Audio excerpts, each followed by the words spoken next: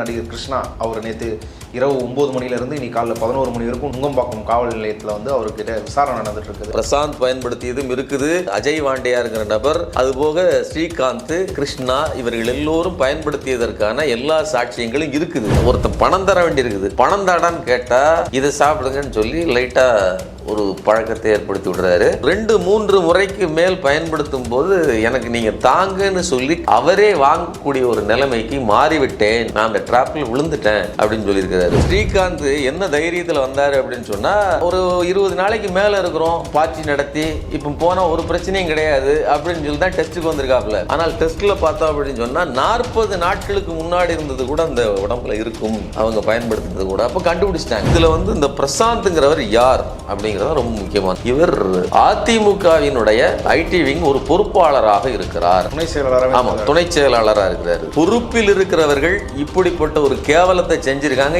இதை வச்சுக்கிட்டு தான் இந்த எடப்பாடி பழனிசாமி நான் வந்து ஊரை திருத்த போறேன், யார் அந்த சார் அப்படின்னு வெக்கம் இல்லாம பேஜ் அணிஞ்சிட்டு வர்றது. ஜாஃபர் சாதிக்னு ஒரு விஷயம் வந்த உடனேயே மிக பிரமாண்டமாக சே நோ டு ட்ரக்ஸ் எல்லா பக்கமும் அவர்கள் அதிமுகவினுடைய ட்விட்டர் ஹேண்ட்ல இருந்து எங்க பார்த்தாலும் அவர்கள் வைக்கிற முக்கியமான பிரச்சனை பெண்களுக்கு பாதுகாப்பு இல்லை, சட்டம் ஒழுங்கு சரியில்லை, போதை கலாச்சாரம் அதிகமாகி விட்டது, இதெல்லாம் சொல்லிட்டு இருந்தாங்க. நம்ம எல்லாம் என்ன சொல்லிட்டு இருந்தோம்னா, இல்ல இல்ல அப்படிலாம் வாய்ப்பு இல்லைங்க, நம்ம என்ன அப்படியா தமிழ்நாடு அவ்வளவு மோசமாக போயிடுச்சு அப்படின்னு சொல்லிட்டு இருந்தோம். இல்ல இல்ல எங்க ஆளுதான் நிறுத்திட்டு வரான், எங்களுக்கு தெரியாதா?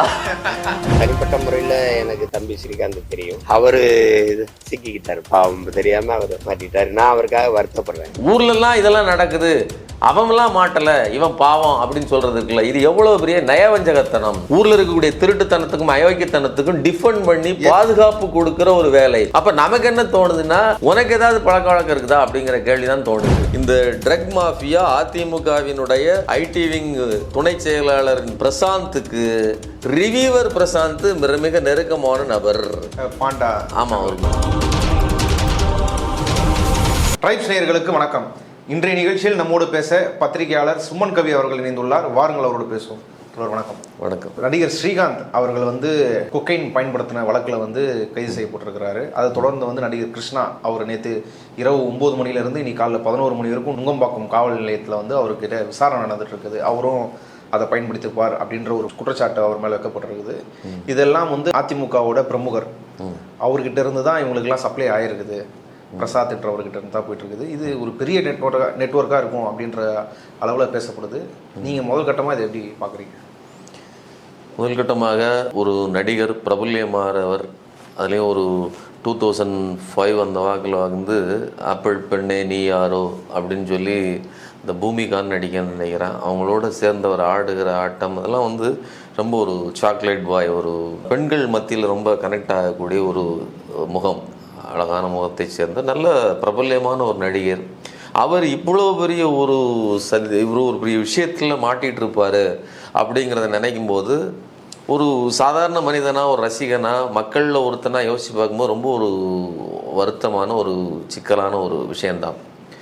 ஆனால் இன்னொரு விதத்தில் யோசித்து பார்த்தோம் அப்படின்னு சொன்னால், இந்த மாதிரி ஒரு நபர் அல்லது கிருஷ்ணா அந்த மாதிரியான நடிகர்கள்லாம் மாட்டாமல் இருந்திருந்தா இந்த செய்திகள்லாம் ஏதோ ஒரு சின்னதாக எங்கேயோ வெளிநாட்டில் ஜான்னு ஒருத்தர் கொக்கைன் ஒருத்தர் மூலமாக கடத்தினாங்களாம், யாரோ சாப்பிட்டாங்களாம், ஏதோ அப்படின்னு முடிஞ்சு போயிருக்கும். மக்களுக்கு ஒட்டாத ஒரு செய்தியாக, மக்களுக்கு கனெக்ட் ஆகிருக்காது. இப்போ பிரசாந்த்ங்கிற நபர் வந்து ஒரு படத்தை தயாரிக்கிறாரு. அந்த படத்தில் வந்து இந்த இவர் ஸ்ரீகாந்த் நடிச்சிருக்கிறாரு. நடித்ததுக்கு பணம் கொடுக்க வேண்டியிருக்குது, 10 லட்ச ரூபாய்க்கு மேலே கூட பணம் கொடுக்க வேண்டியிருக்குது. அந்த பணத்தை கேட்கும்போது அதுக்கு பதிலாக இருந்தாங்க இதை சாப்பிடுங்க அப்படின்னு சொல்லி அவர் இலவசமாக, அதாவது அது இலவசம் அதில் கொஞ்சம் கொஞ்சமாக கணக்களிக்கிறாப்புல. அதாவது வசதி படைத்தவர்களுக்கு எதை தின்றால் பித்தந்தளியுங்கிற மாதிரியான ஒரு நிலைமையில் இருப்பாங்கன்னு நினைக்கிறேன். இல்லைன்னா அதை வந்து ஏற்றுக்கிட்டு இருக்க வேண்டிய, ஏன்னா சமூகத்தால் முற்றிலும் புறக்கணிக்கப்பட வேண்டிய ஒரு விஷயம், அதை அவர் வாங்கிக்கிடுறாப்புல. வாங்கி முதல்ல பழக அவர் வந்து கொடுத்த வாக்குமூலத்தில் உள்ள ஒரு விஷயம் ரொம்ப கொடூரமானது. ஆரம்பத்தில் ஒருத்தன் பணம் தர வேண்டியிருக்குது, பணம் தாடான்னு கேட்டால் இதை சாப்பிடுங்கன்னு சொல்லி லைட்டாக ஒரு பழக்கத்தை ஏற்படுத்தி விடுறாரு. அதுக்கு போட வந்து ஒரு 2-3 முறைக்கு மேல் பயன்படுத்தும் போது எனக்கு நீங்கள் தாங்கன்னு சொல்லி அவரே வாங்கக்கூடிய ஒரு நிலைமைக்கு மாறிவிட்டேன், நான் அந்த ட்ராப்பில் விழுந்துட்டேன் அப்படின்னு சொல்லியிருக்கிறாரு. 1 கிராம் அந்த போதைப்பொருள் கொக்கையினுடைய 1 கிராம் விலை என்பது 12-13 ஆயிரம் ரூபா சொல்கிறாங்க. ஸோ லட்சக்கணக்கான ரூபாய்கள் கொடுத்து அந்த பணத்தை அதில் அதாவது கழிச்சிருக்காங்க. கழிச்சது மட்டும் இல்லை, இதில் வந்து இந்த பிரசாந்த்ங்கிறவர் யார் அப்படிங்கிறது ரொம்ப முக்கியமானது. அவர் ஒரு படம் எடுத்தார், அந்த படம் எடுக்கிறதுக்கு பணம் எங்கேருந்து வந்துச்சு? இந்த கொக்கைன்கிறது ஒரு கொஞ்சம் ஒரு 1/4 கிலோ மாதிரி இருந்தாலே வந்து பல லட்சங்கள் பல கோடிகள் வரக்கூடிய ஒரு பொருள். இந்த மாதிரியான பொருட்கள்லாம் வந்து வாங்கி விற்கிற அளவுக்கு இவர்கிட்ட பணம் எப்படி புழங்க ஆரம்பிச்சின்னு பார்த்தீங்கன்னா, இவர் அதிமுகவினுடைய ஐடி விங் ஒரு பொறுப்பாளராக இருக்கிறார். துணை செயலாளராக. ஆமாம், துணை செயலாளராக இருக்கிறாரு. நீங்கள் அதிமுக தான் இந்த ஜாஃபர் சாதிக்னு ஒரு விஷயம் வந்த உடனேயே மிக பிரமாண்டமாக சே நோ டு ட்ரக்ஸ் எல்லா பக்கமும் அவர்கள் அதிமுகவினுடைய ட்விட்டர் ஹேண்டில் இருந்து நீங்கள் எங்கே பார்த்தாலும் அவர்கள் வைக்கிற முக்கியமான பிரச்சனை பெண்களுக்கு பாதுகாப்பு இல்லை, சட்டம் ஒழுங்கு சரியில்லை, போதை கலாச்சாரம் அதிகமாகி விட்டது, இதெல்லாம் சொல்லிட்டு இருந்தாங்க. ஆனால் அது நமக்கு வந்து நம்மெல்லாம் என்ன சொல்லிட்டு இருந்தோம்னா, இல்லை அப்படிலாம் வாய்ப்பு இல்லைங்க, நம்ம என்ன அப்படியே தமிழ்நாடு அவ்வளோ மோசமாக போயிடுச்சு அப்படின்னு சொல்லிட்டு இருந்தோம். இல்லை எங்கள் ஆள் தான் நிறுத்திட்டு வரான், எங்களுக்கு தெரியாதா அப்படின்னு தான் அவங்க, அதாவது நான் தானே கொடுத்தேன் நான் அப்படிங்கிற அந்த டோனில் இருந்து தான் அவ்வளோ அழுத்தமாக சொல்லியிருக்காரு. நான் என்ன சொல்கிறேன், ஒரு சாதாரண அந்த கட்சியினுடைய ஏதோ ஒரு அடிப்படை உறுப்பினராகவோ அந்த நபரை வந்து பிரசாந்தை வந்து நீங்கள் இந்த பிரச்சனையில் சிக்குன்னு அடுத்த நிமிஷமே கட்சியை விட்டு தூக்கிடுறாங்க.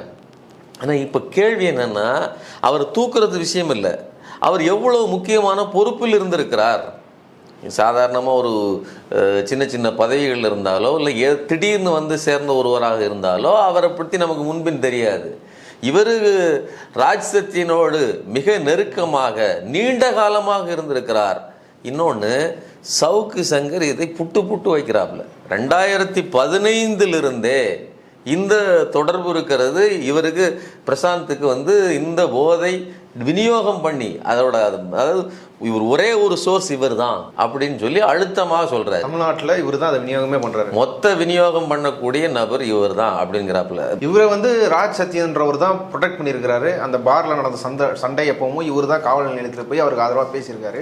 அப்படி இருக்கும்போது ஒரு அதிமுக அவங்க வந்து இவர் மேலே எந்த நடவடிக்கை எடுக்கலையே. ராஜ் சத்யன் இவருக்கு அந்த இடத்துல ப்ரொடெக்ட் பண்ணது மட்டும் இல்லை, ராஜ் சத்யனை வந்து சவுக்கு சங்கர் கார்னர் பண்றாப்புல. வேடிக்கை என்னன்னா, சவுக்கு சங்கரை அதிமுகவிட்ட கூட்டு போய் அவருக்கு வந்து புதுசா ரூமு போட்டு கொடுத்து இந்த பிரச்சனைகளுக்கெல்லாம் பிறகு தனி ஒரு இது போட்டிருந்தாங்க இல்லையா, ஸ்டுடியோ போட்டாங்க இல்லையா, இது எல்லாம் பல லட்சங்களை கொட்டி கொடுத்து நீங்கள் இருங்க, எங்களுடைய ஆசீர்வாதத்தில் இருங்கன்னு சொல்லி வளர்த்து விட்டதே, பணத்தை அள்ளி கொடுத்ததே இந்த ராஜ் சத்யன் தான். ஆனால் இப்போ என்ன பிரச்சனை அப்படின்னா, ராஜ் சத்யன் வந்து அங்கே செயலாளராக இருக்காப்புல, எது ஐடி விங்கில், ஐடி விங்கை விட்டு நீங்கள் கிளம்புங்க நாங்கள் பார்த்துக்கிட்டோம் அப்படிங்கிற அந்த இடத்தில் சவுக்கு சங்கர் ஒரு இடம் கொடுத்தா படுக்க மடியை கேட்டா. ஆமாம், இது இப்படி மாட்டிக்கிட்டீங்களே அப்படிங்கிற நிலைமையில தான் இங்கே பிரச்சனை இருக்குது. ஆள்காட்டி வரல தொட்டுட்டு ஆளை காட்டுது பாருங்க அப்படிங்கிற மாதிரி இப்போ இவரை காலி பண்ணணும். இப்போ இது ஒரு என்ன சொல்கிறது அப்படின்னா, ஒரு போதைப்பொருள் வழக்கு. இந்த போதைப்பொருள் வழக்கை சத்தியனோடு அழுத்தமாக பதிவு செய்வதன் மூலமாக அவரை காலி பண்ணால் அந்த இடத்துல நாம் ஃபில் ஆகிக்கலாம். ஃப்யூச்சரில் எக்காலத்துக்கும் எடப்பாடி பழனிசாமிக்கு நாமளே வந்து ஐடி சகலமும் நானேன்னு ஆயிடலாம் அப்படிங்கிற அடிப்படையில் தான் இவரை காலி பண்ணுற வேலையை சவுக்கு சங்கர் செய்கிறார். அது ரொம்ப தீவிரமாக செய்கிறார். நான் என்ன கேட்குறேன்னா, 2015 இப்படி ஒரு பிரச்சனை இருக்குது, இவ்வளோ பணம், இது இவ்வளோ போதைப்பொருள் புழங்கியிருக்குதுன்னு உங்களுக்கு தெரியுதுன்னா நீங்கள் அதை முன்கூட்டியே சொல்லியிருக்க வேண்டியதானே. ஏன்னா இன்னொரு விஷயத்தையும் நம்ம பார்க்க வேண்டியிருக்குது. போலீஸு போய் சோதனை பண்ணதில்லை, இவருடைய ஆஃபீஸுக்குள்ளே கிலோ கணக்கில் கஞ்சா எடுக்கப்பட்டுச்சு. இப்போ இவருக்கு ஒன்றும் போதைப் பொருளுக்கும் இவருக்கு சம்மந்தம் இல்லைன்னா சொல்ல முடியாது. அப்பழுக்கற்ற மனிதன்லாம் போதைப் பொருளை பயன்படுத்துகிறவனுக்கு அதனுடைய நதி மூலம் ரிஷி மூலம் எல்லாம் தெரியும். அப்போது இப்போ என்னென்னா, யாரோ சோர்ஸ்லாம் சொல்ல வேண்டியதில்லை, மற்ற விஷயத்துலையாவது சோர்ஸ் சொன்னிச்சுன்னு சொல்லுவேன். இது சொல்ல வேண்டியதில்லை, நானே வாங்கியிருக்கேன் அல்லது நானே பயன்படுத்தியிருக்கேன்னா சொல்ல வேண்டியிருக்கும். ஸோ இப்படிப்பட்ட 2015 புழக்கம் இருக்கிறது. அதற்கு ராஜ் சத்யன் தான் வந்து பாதுகாப்பு கொடுத்துருக்கிறார் பிரசாந்துக்குன்னு சொல்லி இவர் சொல்கிறாருன்னா, இவருக்கு முன்கூட்டியே தெரிந்திருக்கிறது. அப்போ என்ன அப்படின்னா, அதிமுக கூடாரம் என்பது சவுக்கு சங்கரும் ஏதோ தனிப்பட்ட நபர்லாம் கிடையாது. அதிமுகவோடு ஒன்று கலந்து பிரிக்க முடியாத ஒரு நபர் தான். இன்னைக்கு தனிப்பட்ட போட்டி காரணமாக தான் ராஜ்சக்தியை கார்னர் பண்ணுறாள் தவிர மற்றபடி இவங்க எல்லாருமே ஒரே கூட்டமைப்பு, ஒரே நெக்ஸஸ் தான். அதனால இப்போ ஒரு முக்கியமான பதவியில் பொறுப்பில் இருக்கிறவர்கள் இப்படிப்பட்ட ஒரு கேவலத்தை செஞ்சிருக்காங்க. இதை வச்சுக்கிட்டு தான் இந்த எடப்பாடி பழனிசாமி நான் வந்து ஊரை திருத்த போகிறேன், யார் அந்த சார் அப்படின்னு வெக்கம் இல்லாமல் பேட்ஜ் அணிஞ்சிட்டு வர்றது, ஆளுகிற அரசை குறை சொல்வது, ஜாபர் சாதிக்க விவகாரத்தில் இவர்கள் வந்து சே நோ டு ட்ரக்னு சொல்லி ஊர் ஃபுல்லாக தம்பட்டம் அடித்தது, இவ்வளவும் நடந்திருக்கு. சே நோ டு ட்ரக்னு சொல்கிறது ஒரு பக்கம் இருக்கட்டும். ஆனால் முதல்வர் குடும்பத்துக்கே வந்து இதுக்கு சம்மந்தம் இருக்குது. உதயநிதிக்கு வந்து வாரண்ட் வரும், விசாரணைக்கு வாரண்ட் வரும். இவங்க கிருத்திகா உதயநிதியும் சம்மந்தம் இருக்குது. முதல்வர் குடும்பமே இதை நடத்துது. சொல்லப்போனால் அரசே வந்து போதைப் பொருள் விநியோகத்தை பண்ணுது தமிழக அரசுன்ற அளவுக்கு ஃப்ரேம் பண்ணாங்களே. இதெல்லாம் வந்து சவுக்கு சங்கர் அப்படியே பேசினாங்க. சவுக்கு சங்கர் அதிமுகவினுடைய மவுத் பீஸ். அப்போ அங்கே என்ன திட்டமிடணுமோ அதையெல்லாம் இவர் இங்கே வெளியிடுதார். இப்போ என்ன பிரச்சனை அப்படின்னா, சரி அப்படிப்பட்ட ஒரு மிகப்பெரிய போதை புழத்தல் கடத்தல் மன்னனை பிடிச்சிங்க இல்லையா, ஆட்சி அதிகாரம் பாஜக கையில் தான் இருக்குது, உங்களுடைய கூட்டாளியான பாஜக கையில் தான் இருக்குது. அவங்க அவரை வந்து பிடிச்சதில் இந்நேரம் எல்லாத்தையும் இது பண்ணியிருக்கணும் இல்லையா, ஒன்றுமே நடக்கலை. அங்கே கூட பிரச்சாரத்தில் சொல்லிட்டு போனார், ஆனால் ஒன்றும் நடக்கலை. அங்கே என்ன நடந்துச்சுன்னு பார்த்தீங்கன்னா, அதாவது மெத்தப்டமைன்கிற அந்த பொருள் வந்து ஒரு மருந்து பொருளும் கூட தான். அது வந்து நேரடியாக அவர் வந்து போதையை தான் கடத்தணும்னு அவசியம் கிடையாது. மெத்தப்டமைனோ அல்லது பெத்தட்டின்னு சொல்லுகிற பொருட்களோ இது எல்லாமும் முழுவதும் போதை கிடையாது. நீங்க மருந்து மாத்திரைகளுக்கே பேர் ட்ரக்னு தான் பேரு, சரிங்களா? சே நோ டு ட்ரக்னா மருந்து மாத்திரையும் கிடையாதுன்னு அர்த்தம். அப்போ மருந்து மாத்திரை இதுவும் மருந்தாக பயன்படுத்தப்படுகிற பொருள் தான். டாக்டரோட பிரிஸ்கிரிப்ஷன்ல அளவாக எவ்வளவு யாருக்கு கொடுக்கப்பட வேண்டும், மனோவியாதி உள்ளவர்களுக்கு குறிப்பிட்ட அளவு கொடுக்கணுங்கிறது இந்த மெத்தப்டமைனுடைய ஒரு அளவு. ஸோ இதையெல்லாம் அவர் மருந்தாக அனுப்பியிருக்காரே தவிர போதையாக அனுப்பவில்லை. இதுதான் டெல்லியில் இருக்கக்கூடிய சிறப்பு போதை தடுப்பு நீதிமன்றம் அந்த அடிப்படையில் தான் இவருக்கு விடுப்பு. அவருக்கு எதிராக ஒரு சாட்சியங்கள் எதுவும் வைக்கப்பட ஒரு சாட்சியம் இல்லை. உங்களுக்கு இவரை வந்து இவர் முழுசும் விடுவிக்கல, அதை புரிஞ்சுக்கணும். இந்த கேஸில், அதாவது ஜாஃபர் சாதிக் கேஸில் வந்து இவரை இந்த கேஸுக்கு ஜாமீன் கொடுத்தது என்பது அதன் அடிப்படை என்பது இவர் இந்த அடிப்படையில், அதாவது ஒரு ட்ரக்கை கடத்தினாரு அப்படின்னு கிடையாது. இவர் வந்து ஒரு போதைப் பொருள் கடத்தல் ஆசாமி அப்படிங்கிறதுக்கு எந்த ப்ரூஃபும் இல்லை. நீங்கள் சொன்னீங்களே தவிர அதுக்கு எந்த ஆதாரத்தையும் சரியாக சமர்ப்பிக்கவில்லை அப்படின்னு சொல்லிட்டாங்க. ஆனால் இங்கே நடந்ததுங்கிறது அப்படி கிடையாது.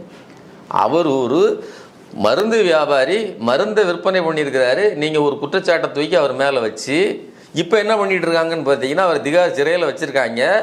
அது இடி கேஸை போட்டு மணி லாண்டரிங் சொல்லியிருக்காங்க. வெளிநாட்டில் பணம் பட்டுவாடா, பண பரிவர்த்தனை தவறாக நடந்திருக்குன்னு அதுக்கும் ஆதாரம் கொடுக்கல இன்னும். இப்போ இடியினுடைய கேஸ் எங்கே போய் முடியும்னு நமக்கு தெரியும். அப்போது போதை கேஸ்லையும் இவர்களால் நிரூபிக்க முடியவில்லை, இடி கேஸும் காணாமல் போகுது. அதனால் அந்த நபர் மேலே உங்களுடைய குற்றச்சாட்டு எதுவும் எடுபடலை. ஆனால் இங்கே என்ன பேசுனீங்க, ஸ்டுடியோவை போட்டு கொடுத்துட்டு இதே ராஜ்சத்தியன் செலவழித்து போட்டு கொடுத்த ஸ்டுடியோக்குள் இருந்து கொண்டு நீங்கள் என்ன பேசுனீங்க, உங்களுடைய குரூப்பு எல்லாரும் சேர்ந்து துணை முதல்வருக்கு தொடர்பு இருக்கிறது, முதல்வர் மாட்டுவார், ஏன் முதல்வரோட மனைவி துர்கா ஸ்டாலின் முதற்கொண்டு எல்லாரும் இந்த பிரச்சனையில் வந்து மாட்டுவார்கள், கூண்டோடு கழிதிம்பார்கள் பேசுவதற்கு. இந்த கேஸ் முடிவு திமுகன்ற ஒரு கட்சியே இருக்கு. இதெல்லாம் பேசுறதுக்கு உனக்கு எங்க, அதாவது துளியோண்டி அற உணர்ச்சியோ, நீ என்ன சொல்ற, நீ வந்து ஒரு இன்வெஸ்டிகேஷன் ஜேர்னலிசம்னு சொல்ற, நீ இன்வெஸ்டிகேட் பண்ணியா அதெல்லாம் பேசுற, இதெல்லாம் விசாரிச்சா பேசுற, ஒரு தகவல் கிடைக்குது இதை பேசுங்கன்னு அங்கிருந்து ஆணையம் இருக்கிறது, இதை இப்படி புனைந்து கட்டலாம்னு நீயா எக்ஸ்ட்ராவா பிட்ட போட்டு, ஸோ இப்படி ஒரு இட்டுக்கட்டி இந்த அரசையும் இந்த அரசை ஆள்கிற ஸ்டாலின் அவரது குடும்பம் எல்லாரு மேலையும் சேற்றிவாரி இறைக்கிற எந்த முகாந்தரமும் மற்ற ஒரு பொய்யை கூசாமல் சொன்னதுதான் இந்த சவுக்கு சங்கரனுடைய வண்டவாளம். இவர்களுடைய டீம் தான். இல்லை ராஜ்சத்தியனுக்கும் அதில் வந்து அந்த ப்ரொபகண்டாவை உருவாக்கி வளர்த்தெடுத்து கொண்டு போனதில் பங்கு இல்லைன்னு சொல்ல முடியாது. ஏன்னா அவர் தான் அந்த இதில் ஐடி விங்கினுடைய செயலாளராக இருக்கிறாரு. ஸோ ஐடி விங் செயலாளராக இருக்கிற நபருக்கே துணை செயலாளராக இருக்கக்கூடிய ஒரு நபரினுடைய இந்த அயோக்கியத்தனம் தெரியவில்லை அப்படின்னு சொல்ல முடியாது. அதனால் கண்டிப்பாக ராஜ் சத்யனுக்கு இந்த விவகாரம் குறித்து, இந்த ட்ரக் விவகாரம் குறித்து, பிரசாந்தின் இந்த ட்ரக் மாஃபியா குறித்து முழுவதும் தெரியும் அப்படின்னு இதே சவுக்கு சங்கர் போட்டு உடைக்கிறார். ஒரு தொழில் போட்டி காரணமாக, ஒரு அதிகார போட்டி காரணமாக அந்த நபரை டீக்ரேட் பண்ணுறதுக்காக. அது மட்டும் சொல்லலை, 2 கேள்வி கேட்குறாரு. உனக்கு முழுசாக தெரிஞ்சிருக்கணும். ஒருவேளை எனக்கு தெரியல அப்படின்னு நீ சொல்கிறன்னா அவ்வளவு விவரம் தெரியாதவன் நீ, அவ்வளவு புத்திசாலித்தனம் இல்லாதவர் நீர் அப்படின்னு சொல்லி ராஜ் சத்யனை காலி பண்ணுறாப்புல. ஸோ மொத்தத்தில் ராஜ் சத்யனோட பதவி இவருக்கு வேணும், அதுக்காக இவர் அந்த இடத்த பிடிக்கிறதுக்கு முயற்சி பண்ணுறாப்புல. இன்னொரு கொடுமை என்னன்னா, இப்படிப்பட்ட நபர்களை எடப்பாடி சேர்த்துக்கிட்டாருன்னா இன்னும் அந்த ஏற்கனவே எடப்பாடியின் கீழே இருக்கக்கூடிய ஐடி விங்குக்குள்ளே தான் இவ்வளவு பெரிய ஒரு ட்ரக் மாஃபியாவே ஒளிஞ்சிக்கிட்டு இருந்திருக்கிறான். அதை பற்றியே தெரியாமல் இருந்திருக்குது. சவுக்கு சங்கரையும் சேர்த்தா அந்த நிலைமை எங்கே போய் சேரும் அப்படின்னு நமக்கே தெரியாது. ஓகே, இந்த விஷயத்திலே சவுக்கு சங்கர் ஒரு பதிவை போட்டிருக்காரு அவரோட எக்ஸ்தலத்தில். அதாவது திமுக இது ஒரு அரசியல் ஸ்ட்ராட்டஜியாக பயன்படுத்துது. திமுகவோட ஸ்ட்ராட்டஜிஸ்ட் கமிஷனர் அருண் கிட்ட பேசி அதிமுகவுக்கு இதை டிஃப்ரேம் பண்ணுறமையான தகவல்களை மீடியாவுக்கு கொடுக்கறது. இந்த ட்ரக் கேஸில் இதில் முன்னாள் முதல்வர், அதாவது அதிமுகவோட பொதுச் செயலர் எடப்பாடி அவரோட குடும்பத்தெல்லாம் எதிர்க்கிறாங்க, அதிமுகவெல்லாம் எதிர்க்கிறாங்க. இது தப்பான விஷயம். திமுக இது அவங்களுக்கு எதான பிரச்சாரமாக பயன்படுத்துதுன்னு சொல்லி இதே சவுக்கு சங்கர் சொல்லி இல்லை, எந்த முகாந்தரமும் இல்லாத ஒரு கேஸுக்கு முதல்வரினுடைய குடும்பம், அவருடைய மனைவி, அவருடைய பிள்ளைகள் எல்லாவற்றையும் இழுத்து அசிங்கப்படுத்துவ நீயே. ஆனால் இன்னைக்கு எல்லா விதமான ஆதாரங்களும் வெளியில் இருக்குது, டெஸ்ட் இருக்குது, உடம்புல எடுக்கப்பட்ட. நீங்கள் ஸ்ரீகாந்த் என்ன தைரியத்தில் வந்தார் அப்படின்னு சொன்னால், நான் ஒரு 20 நாளைக்கு மேலே இருக்கிறோம் பார்ட்டி நடத்தி, இப்போ போனால் ஒரு பிரச்சனையும் கிடையாது அப்படின்னு சொல்லி தான் டெஸ்ட்டுக்கு வந்திருக்காப்புல. ஆனால் டெஸ்ட்டில் பார்த்தோம் அப்படின்னு சொன்னால் 40 நாட்களுக்கு முன்னாடி இருந்தது கூட அந்த உடம்புல இருக்கும், அவங்க பயன்படுத்துறது கூட. அப்போ கண்டுபிடிச்சிட்டாங்க. ஆதாரபூர்வமாக இவர்கள் எல்லாம் பயன்படுத்தியது இருக்குது, சரிங்களா? பிரசாந்த் பயன்படுத்தியதும் இருக்குது. பிரசாந்த் அவர் கூட சேர்ந்த வாண்டையார், அஜய் வாண்டையாருங்கிற நபர், அதுபோக ஸ்ரீகாந்த், கிருஷ்ணா, இவர்கள் எல்லோரும் பயன்படுத்தியதற்கான எல்லா சாட்சியங்களும் இருக்குது. இவ்வளோ பெரிய ஒரு கேஸில் உங்களுடைய ஐடி விங்குக்கு கீழே இருக்கக்கூடிய ஒரு நபர் இவ்வளவு பெரிய டிராப்ல இருக்கக்கூடிய துணை செயலாளர், ஆமா, அவர் மாட்டியிருக்காருங்கிறது சாதாரண விஷயம் இல்லை. இது ஏதோ திட்டம் போட்டு நடத்தப்பட்டதில்லை. இன்னும் கூடுதலா நீங்க உங்களுக்கு என்ன சொல்லணும்னா, நீங்க நல்லா பாருங்க, நிகழ்ந்த நடவடிக்கைகள் பாருங்க. லார்ட் ஆஃப் த ட்ரிங்க்ஸ் அப்படிங்கிற நுங்கம்பாக்கத்தில் இருக்கக்கூடிய பாரு, அதில் அடிபிடி சண்டை நடக்குது. அதில் பிரசாந்த், அஜய் வாண்டையார் இவர்கள்லாம் மாட்டுறாங்க. இந்த பிரச்சனைக்கு உடனே இவங்களை லாக்அப்பில் வைக்கிறதுக்கு முன்னாடி இவங்களுக்கு ஒரு டெஸ்ட் எடுக்கிறாங்க. உள்ளே வைக்கிறதுக்கு அது ஒரு ப்ரொசீஜர். நீங்கள் எதை குடிச்சிருக்கீங்களா, என்ன குடிச்சிருக்கீங்க, எவ்வளோ குடிச்சிருக்கீங்கிறத பார்க்குறதுக்கு. ஆனால் அந்த டெஸ்ட்டில் தான் தெரியுது இவர்கள் கொக்கைன் பயன்படுத்திருக்காங்க, இந்த போதைப் பொருள் ஏற்கனவே பயன்படுத்தியிருக்காங்கங்கிற தகவல்கள் தெரியுது. ஸோ அப்படித்தான் இவர்கள் இதில் மாட்டுறாங்க. அதுக்கப்புறம் ஸ்ரீகாந்துக்கு இவர்கள் பணம் பரிவர்த்தனை பண்ணது, ஸ்ரீகாந்துக்கு ஏன் அவ்வளோ பண பரிவர்த்தனை நடந்திருக்குது, அவற்றிருந்து இவருக்கும் இவற்றிருந்த அவருக்கும். அது மட்டும் இல்லாமல் இவங்களுடைய வாட்ஸ்அப்பு சேட்டு இதுகளை எல்லாம் வைத்து தான் ஸ்ரீகாந்தும் உள்ளே வர்றாப்புல. ஸோ இதை மானிட்டர் பண்ணி பிடிச்சது அப்படின்னு பார்த்தீங்கன்னா, போதைப் பொருள் தடுப்பு நுண்ணறிவு பிரிவு அப்படிங்கிற ஒரு அமைப்பு. அது கிட்டத்தட்ட இதே மாதிரி 40 கேஸுகளை ஏற்கனவே பிடித்திருக்கிறார்கள். பல்வேறு இடங்களில் இந்த மாதிரி ட்ரக்கு பயன்படுத்தினவர்கள் அல்லது கடத்தியவர்களை எல்லாம் பிடித்தது தான் இந்த பிரிவு. இது கமிஷனர் அருண் அவர்களுக்கு கீழே இருக்கக்கூடிய ஒரு பிரிவு.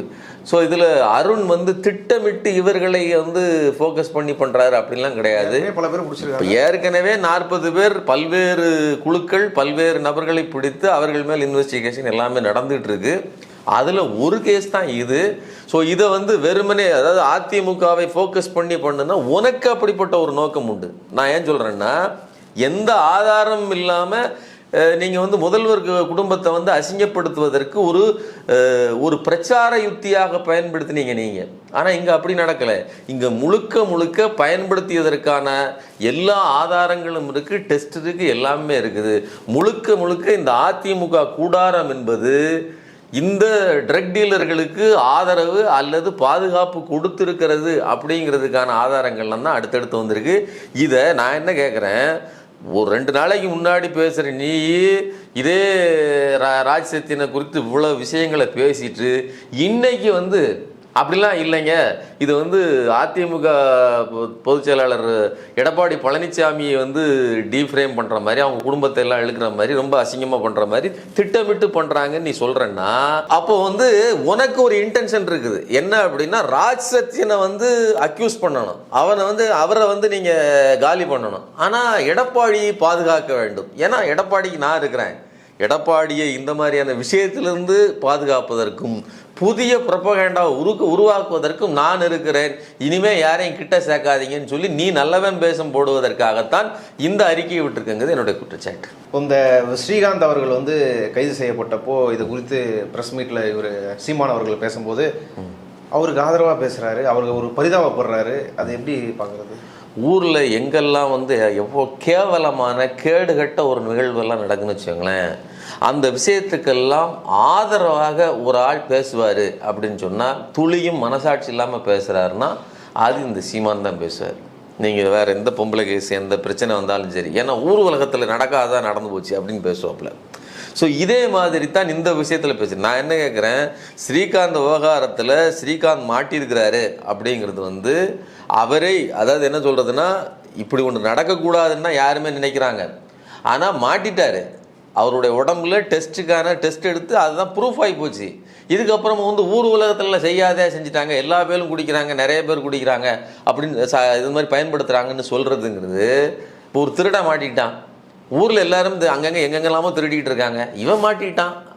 அப்போ என்ன சொல்கிற, திருட்டை நியாயப்படுத்துறியா? என் தம்பி தான் ரொம்ப நல்லவன், என் தம்பி தான் நல்லவன். இன்னொன்று சொல்கிறாங்க, ஸ்ரீகாந்தோட அம்மா கும்பகோணம், அப்பா வந்து ஆந்திரா, சரிங்களா? இவர் நெல்லூரில் திருப்பதியில் வளர்ந்தவர், சரிங்களா? இவர் எந்த பாசத்தில் இருந்து அதை தம்பி அழைத்து இதற்கு முட்டு கொடுக்குறாருன்னு தெரில. அவர் பார்ப்பனராக இருப்பதனாலேயே ஒருவேளை தம்பி தான் சொல்லி ரொம்ப நெருக்கமாக கூடுதல் உறவோடு பேசுகிறாரோ அப்படின்னு தான் எனக்கு தோணுகிறது. ஸோ எதுக்கு சொல்ல வரேன் அப்படின்னா, இந்த ஆள் வந்து ஒரு தப்பு நடந்திருக்கு, ஒரு நபர் அந்த தப்பை வந்து ஒத்துக்கிட்டு இருக்கிறாரு, அது நடந்து போச்சு அப்படின்னு சொன்னால் அதை டிஃபெண்ட் பண்ணுவதற்கு ஊர்லெல்லாம் இதெல்லாம் நடக்குது, அவன்லாம் மாட்டலை, இவன் பாவம் அப்படின்னு சொல்கிறது இருக்குல்ல, இது எவ்வளோ பெரிய நயவஞ்சகத்தனம். ஊரில் இருக்கக்கூடிய திருட்டுத்தனத்துக்கும் அயோக்கியத்தனத்துக்கும் டிஃபெண்ட் பண்ணி பாதுகாப்பு கொடுக்குற ஒரு வேலை. அப்போ நமக்கு என்ன தோணுதுன்னா, உனக்கு ஏதாவது பழக்க வழக்கம் இருக்குதா அப்படிங்கிற கேள்வி தான் தோணுது. அதுதான் நம்ம சொல்ல வேண்டியது. நீங்கள் சீமானுடைய அந்த ட்ராக்கை பாருங்களேன். போலீஸ், அதாவது அதிகாரத்தில் இருக்கக்கூடிய பெண்களை வந்து போலீஸ் அதிகாரிகள் பயன்படுத்துகிறாங்கன்னு சொல்லித்தான் வந்து ஃபிலிக்ஸும் சவுக்கு சங்கரும் உள்ளே போனாங்க. அந்த விவகாரத்தில் ஃபிலிக்ஸுக்கு ஆதரவாக பேசியது இந்த சீமான் தான். அதே மாதிரி மகாவிஷ்ணு, நீங்கள் வந்து பூர்வ ஜென்மத்தில் பண்ண பாவத்தினால தான் நீங்கள் கைகால் இல்லாமல் நீங்கள் இருக்கிறீங்கன்னு சொல்லி குழந்தைங்ககிட்ட போய் வந்து இந்த மாதிரி பேசின இந்த மகாவிஷ்ணுவுக்கு ஆதரவாக பேசுனது இதே சீமான் தான்.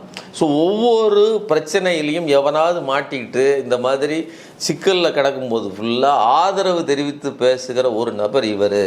நீங்கள் இன்னும் என்ன, ஏற்கனவே வந்து போதை பானம் இல்லை, அது வந்து ஊட்டச்சத்து பானம்னு பேசிகிட்டு இருக்காப்புல.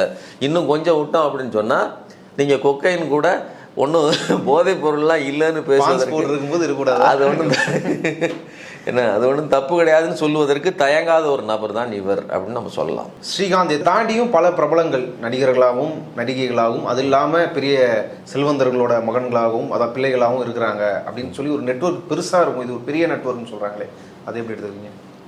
பல்வேறு விதங்களில். ஏன்னா உங்களுக்கு நடிகர் ஸ்ரீகாந்தே வந்து பார்ட்டி நடத்துவதற்காகத்தான் வாங்குவேன் அப்படின்னு இருக்காப்புல. வீட்டில் பார்ட்டி நடத்தேன், அப்போ வாங்கிக்கிடுவேன், அப்பப்போ வாங்கி பயன்படுத்தோன்னா பார்ட்டிக்கு அப்போ அவர் மட்டும் பயன்படுத்த போகிறதில்ல, அவருக்கு யார் யாரெல்லாம் தெரியுமோ அவர்களுக்கெல்லாம் பயன்படுத்தி வைப்பாருங்கிறது ஒன்று. பிரசாந்த் வந்து ஸ்ரீகாந்தை மட்டும்தான் இந்த மாதிரி யூஸ் பண்ணாருங்கிறதுக்கு இது கிடையாது.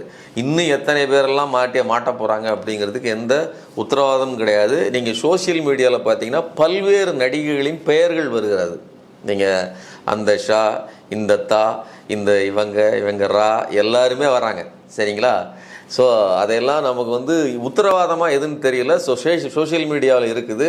அதில் இன்னும் கூடுதலாக ஒரு தகவல் என்னென்னா, இந்த ட்ரக் மாஃபியா அதிமுகவினுடைய ஐடி விங் துணை செயலாளர் பிரசாந்துக்கு ரிவியூவர் பிரசாந்த் மிக நெருக்கமான நபர், பாண்டா. ஆமாம், அந்த பிரசாந்த் வந்து நெருக்கமான நண்பர். அவர் வந்து இவருடைய ட்வீட்டுகளை எல்லாம் ரீட்வீட் பண்ணுறது யார், இந்த அதிமுகவினுடைய பிரசாந்தினுடைய ட்வீட்டுகளை எல்லாம் ரீட்வீட் பண்ணுறது, அவருக்கு பிறந்தநாள் வாழ்த்துக்கள் சொல்வதுன்னு நெருக்கமாக பல்வேறு அதாவது சம்பாஷணைகள் அதில் நடந்திருக்குது சோஷியல் மீடியாவில். ஸோ இதையெல்லாம் வச்சு பார்க்கும்போது இந்த நெட்வொர்க் எங்கெங்கே போக போதோ, இந்த ரிவ்யூவர் வெறுமனே படத்துக்கு மட்டும்தான் ரிவ்யூ கொடுத்தாரா அல்லது வேறு எதுக்கெல்லாம் ரிவ்யூ கொடுத்தார் அப்படிங்கிற கேள்வியெல்லாம் நாம் கேட்க வேண்டிய காலம் வரும்னு நினைக்கிறேன். பிரசாந்த் கூட தொடர்புல இருக்க எல்லாருமே விசாரணை வளையத்துக்குள்ள. ஆமாம், கண்டிப்பாக. நீங்கள் வந்து இருக்கிற செல்ஃபோனு, அது போக எல்லா சேட்டு இருக்கக்கூடிய எல்லா சோஷியல் மீடியா பிளாட்ஃபார்ம், அதில் யாரோட பழகி இருக்கிறாரு எல்லாவற்றையும் கேட்பாங்க இல்லையா. நீங்கள் சோஷியல் மீடியாவில், அதாவது அதிமுகவின் சோஷியல் மீடியா பிரிவினுடைய துணை செயலாளர், ஆட்டோமேட்டிக்காக இருக்கக்கூடிய நெட்வொர்க் எல்லாம் இவரோடு தொடர்பில் உள்ளவர்கள். அதில் எத்தனை பேர் பயன்படுத்தினார்கள்ங்கிறத பிடிக்கத்தானே செய்வாங்க. கண்டிப்பாக இது ஒரு மிகப்பெரிய பூதத்தை கிளப்பக்கூடிய ஒரு விஷயம் தான் நம்ம சொல்லலாம். இவ்வளவு நேரம் இந்த செய்தி குறித்து உங்கள் கருத்துக்களை பகிர்ந்து கொண்டதுக்கு நன்றி. நன்றி.